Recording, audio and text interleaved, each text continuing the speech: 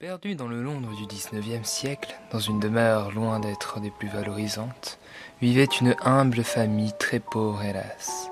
La mère veuve perdit son mari dans de tristes circonstances il y a déjà 5 mois, et elle devait à elle seule élever 3 enfants, tous plus agités les uns que les autres. Le plus jeune, du nom de Michael, avait tout juste 1 an, sans doute celui qui privait le plus sa mère de sommeil. La petite Amelia est bientôt âgée de 6 ans.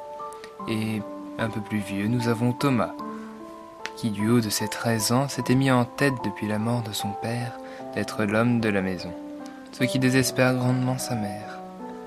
Elle s'appelait Ange, Ange Caliburn. Elle garda le nom de son mari qu'elle pleure encore chaque soir. La famille Caliburn vivait péniblement et devait se tenir sur les réserves d'argent de leur père. Un soir banal, comme les autres, Ange reçut une étrange invitation venant d'une grande famille du nom de Laufenstein.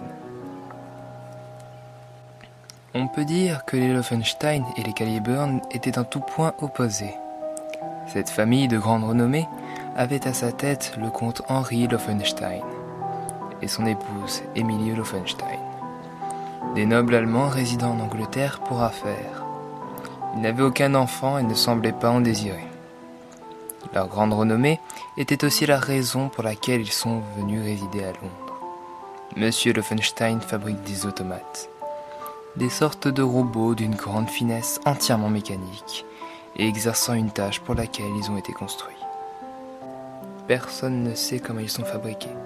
Henri n'est plus tout jeune et le fait de ne pas avoir d'enfant pourra ainsi dire emporter le secret des automates dans l'au-delà. Le comte n'aimant guère s'entourer de gens, si ce n'est sa femme, on raconte que la totalité des servants seraient des automates. La famille Caliburn pourra vérifier cela lors du banquet auquel elle est invitée. Ange, ayant peur de faire tâche parmi les autres invités, décide de vite prévoir des habits décents pour elle et ses enfants. Les jours passent et en attendant le jour fatidique, le stress enveloppe la mère de famille et cela a des répercussions sur l'ambiance déjà peu conviviale de la maison. Les jours sont passés et toute la famille est prête pour se rendre au banquet.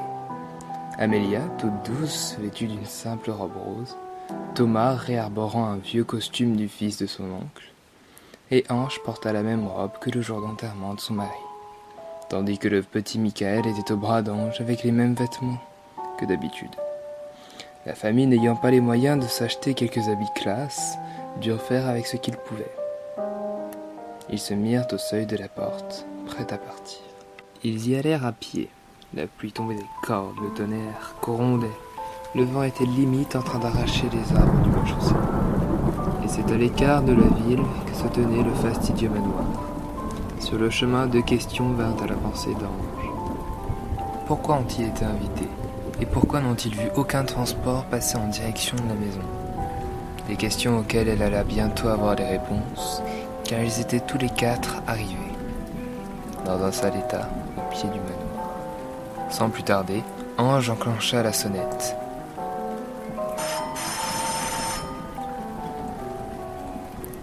Un bruit étonnant saisit l'ouïe de nos protagonistes, comme un son d'horloge.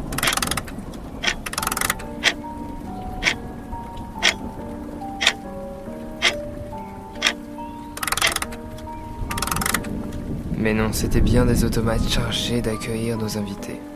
2 robots au look de majordome sortaient des côtés et se mouvaient sur les rails sortant du mur vers l'entrée. Et ils leur ouvrirent les portes.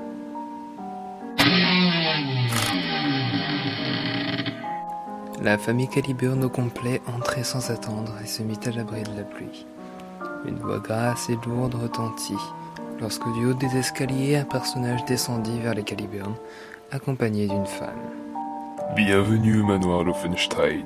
Je me présente, je suis le comte Henri Laufenstein, et voici ma femme, Emilie. Vous devez être la famille Caliburn. Dépravés, Ange, Amelia et Thomas saluent le comte et sa femme. Puis Ange prit la parole. Oui, c'est bien nous. Moi, c'est Ange. Voici le petit Michael. Ici, c'est Amelia. Et puis Thomas. Je m'excuse pour nos tenues. Mais n'y a-t-il pas d'autres invités? Non, vous êtes les seuls à venir en des temps si aigris. Et cela nous touche grandement. D'après ce que je vois, vous êtes venus à pied aussi. Décidément, vous m'impressionnez. Mais si vous voulez bien suivre l'automate qui se présente à vous, il vous conduira aux toilettes pour vous rafraîchir un peu. L'automate, se déplaçant sur deux jambes et vêtu d'une tenue de majordome, s'adresse aux membres de la famille en les priant de le suivre jusqu'aux toilettes.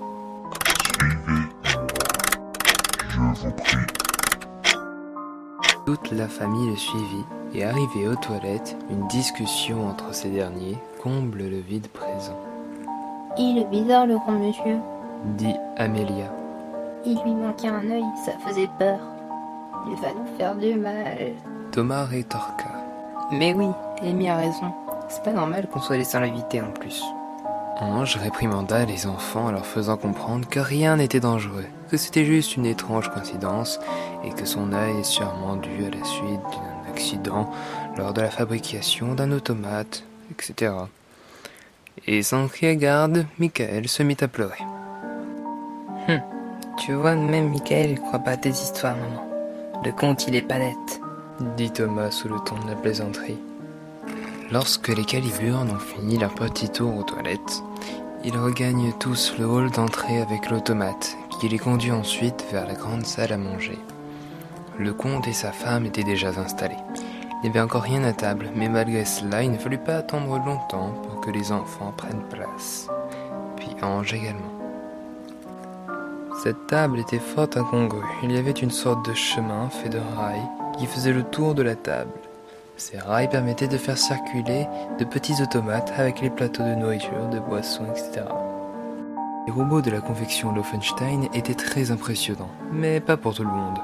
La famille Caliburn entière était gênée, mal à l'aise, face à ces hommes de fer passablement rouillés. Tandis qu'au bout de la table, le comte Henri Laufenstein semblait s'amuser du spectacle qu'offraient ces automates. À la vue de ses invités gênés, le comte demanda à Ange ce qui n'allait pas. Elle rétorqua que tout allait bien, mais le comte et elle se retirèrent de la salle à manger pour discuter. La table resta occupée par Amélia, Thomas et Émilie, dans un profond silence. Lors de l'entretien en tête-à-tête avec le comte, Ange lui demanda la raison de leur invitation. Dites-moi, comte, je m'excuse si cela est déplacé de ma part, mais j'aimerais savoir pourquoi nous avons invité. Nos classes sociales sont très différentes. Eh bien, voyez-vous, il me plaît d'inviter des gens qui n'ont pas la chance de savourer un tel repas. D'ailleurs, comment l'avez-vous trouvé? Répondit le comte en bafouillant. Très bon, certes. Ange n'était guère satisfaite de la réponse du comte et commença à reconnaître qu'il y avait quelque chose de louche derrière cette invitation. Ils retournèrent dans la salle à manger pour terminer le repas. Lorsque ce dernier prit fin, Ange et les autres membres de la famille ne voulurent rentrer sous ce temps horrible, malgré l'atmosphère inquiétante que dégagent le comte et sa femme, mais également tous les automates qui grouillent dans le manoir avec leur tic-tac incessant. Le comte proposa des chambres à nos invités, une pour Ange et son jeune fils, Michael, et une autre pour Amélia et Thomas. Les enfants, dont la méfiance était de mise, firent non de la tête, mais vu le temps qu'il faisait dehors, Ange fut dans l'obligation d'accepter. La nuit tomba sur Londres et ses environs, lorsqu'ils entendirent chanter les grillons à travers les cordes de pluie. Chacun prit place dans leur chambre qui leur avait été désignée. Ce malheureux tic-tac qui résonnait partout dans le manoir empêchait la chute du silence. La lune était pleine, le vent s'était calmé et caressait les murs de l'extérieur, ne laissant entrer qu'un léger souffle d'air frais. Tout le monde était désormais endormi. Michael était calme et ne semblait pas perturber la nuit de sa mère. Mais celle-ci avait l'habitude de se lever toutes les nuits, à cause des pleurs et des cris que pouvait avoir son enfant. Et cette nuit-là ne faisait pas exception à la règle. Ange se leva. Il faisait un peu trop sombre pour distinguer l'heure sur les cadrans, mais suffisamment pour constater que Michael avait disparu. Ange était troublée, perdue, désemparée. Nulle part dans la pièce, elle courut regarder dans la chambre d'Amélia et Thomas. Déjà dans le couloir, les tic-tac des automates lui perçaient l'esprit. Lorsqu'elle a atteint la chambre de ses deux enfants, elle constata l'absence de Michael. Son fils avait complètement disparu. Amélia et Thomas se mirent aussitôt à la recherche de l'enfant dans le manoir. Ils se séparaient pour avoir plus de chances de le retrouver, mais le manoir était si grand, les couloirs longs et obscurs. Ange chercha au plus bas niveau du manoir, et parmi les nombreuses pièces fouillées, aucune trace du comte et de sa femme. Dans un coin reclus du manoir, une porte massive était en face d'Ange. Il ne fallut pas longtemps pour que celle-ci s'ouvre d'elle-même, toujours accompagnée d'un de ces malheureux tic-tac. L'escalier interminable semblait s'engouffrer dans les bas-fonds du lieu. Désespérée comme elle était, elle courut dans les escaliers sans réfléchir. Et arrivée à la moitié de la descente, elle tomba. Elle se releva avec une cheville fêlée. Malgré la douleur, elle descendit les marches encore et encore, en essayant tant bien que mal de ne pas appuyer sur sa défaillante cheville. Arrivée à la fin des marches, elle entendit un son qui l'agaçait tellement autrefois, mais qui, à cet instant précis, la soulagea tellement. Elle entendit au-delà d'une porte en bois les pleurs de son enfant. Le son des automates était toujours présent, mais encore plus derrière cette porte. Elle l'ouvrit, et ce qu'elle vit dans la pièce lui glaça le sang. Le pauvre Michael était dans l'incapacité de bouger, avec tout autour de lui des instruments scientifiques, avec l'allure d'armes de torture. Les lumières de la pièce ne laissant voir que ce spectacle. Ange s'élança difficilement vers son fils, tandis que la porte derrière elle se referma très rapidement, ne laissant qu'un claquement. Ils sont toujours là, les bruits. Ils se rapprochent. Eux et les bruits de pas d'une personne. Un homme tremblant appuie sur l'interrupteur pour actionner les automates chargés d'allumer les lumières. Et cet homme, c'était le comte. Il se tenait debout en face d'Ange, un scalpel à la main. Tout ceci était tellement flou pour elle. Que faisait son fils ici et que comptait faire le comte ? Il lui demanda gentiment de s'asseoir sur une chaise munie de sangles avant de l'y installer de force. Sa cheville lui causait déjà du tort pour simplement marcher, alors se battre était impensable. Ange se retrouvait donc sur une chaise. Le comte s'assoit, tournant le dos à Ange et en face de lui son fils, qui lui aussi était dans l'incapacité de bouger, et à 1 an n'espérait rien venant de lui, si ce n'est des cris et des pleurs. Lorsque le comte commença à utiliser son scalpel sur le tout jeune Michael, ce n'est plus seulement les cris du nouveau-né qui se fit entendre, mais ceux de Ange également, qui devait assister à ce massacre dans l'incapacité d'agir. Le comte, lui, était décidé, mais tout tremblant. Pouvait donc rejeter toute précision dans ce qu'il faisait sur l'enfant. Une boucherie sans nom. Mais il tint malgré tout à parler à la pauvre mère qui voyait son fils mutilé sur la table, avec en dessous des bouteilles d'alcool complètement vides. Vous avez 3 merveilleux enfants. Ne sont-ils pas si beaux, si intelligents, si importants à vos yeux? Ma femme, bien sûr, rêve, ne peut pas avoir d'enfants, c'est évident.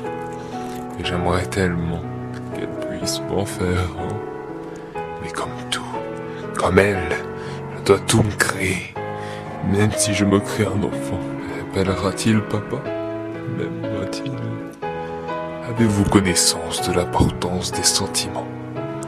Vous avez dû être si dévasté lorsque vous avez perdu votre mari. Mais vous, vos enfants, ils vous aiment. Mais moi, si je crée un enfant, m'aimera-t-il?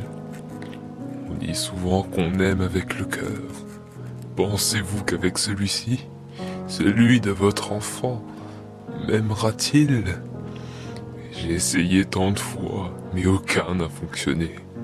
M'appellera-t-il un jour papa? Ou fera-t-il tic-tac comme tous les autres? Toujours, à chaque instant de ma vie, je les entends. Entendrai-je un jour un autre son? Même en pleurs, Ange comprit immédiatement qu'il était sourd, et elle le vit lever fièrement les bouts de chair qui servaient de cœur à son fils. Après cette vision des plus horrifiques, la mère du défunt Michael semblait ne plus réagir. Elle était profondément traumatisée.